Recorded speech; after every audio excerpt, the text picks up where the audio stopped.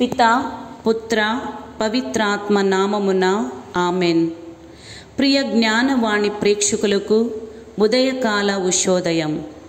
ఈనాటి మన ధ్యానాంశము నిశ్శబ్దంలో మాట్లాడే ప్రార్థన.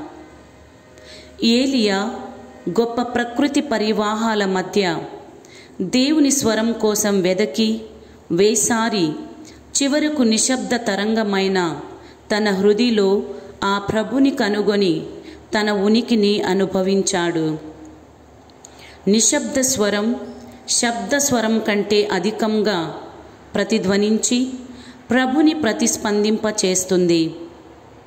పునీత అన్నమ్మ గారు దేవునితో అంత గొప్పగా సంభాషించకపోయినా చిత్తశుద్ధితో వినమ్ర హృదితో చేసిన ఆమె కన్నీటి ప్రార్థన అనే ధ్వని ప్రభుని ముందు ప్రతిధ్వనించి చివరకు తనను చేరుకొని ఏలియా వలె ప్రభుని కనుగొని తన కృపలకు పాత్రురాలైంది.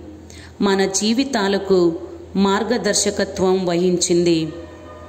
దేవుని మీద తనకున్న నమ్మకం, ప్రగాఢ విశ్వాసం, తన ప్రతిస్పందనకై తాను చూపిన అన్వేషణ, ఆకాంక్ష మనకు గొప్ప ఆదర్శాలుగా నిలిచి ఆధ్యాత్మిక బాటకు అడుగులు చూపాయి.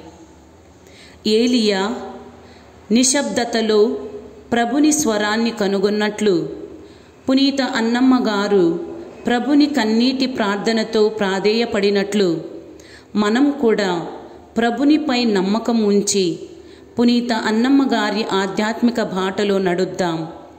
ప్రభుని స్వరమును మన హృదిలో కనుగొందాం. అనునిత్యం ఎడతెగక ఆ దేవుని ప్రార్థిద్దాం. ఆమెన్.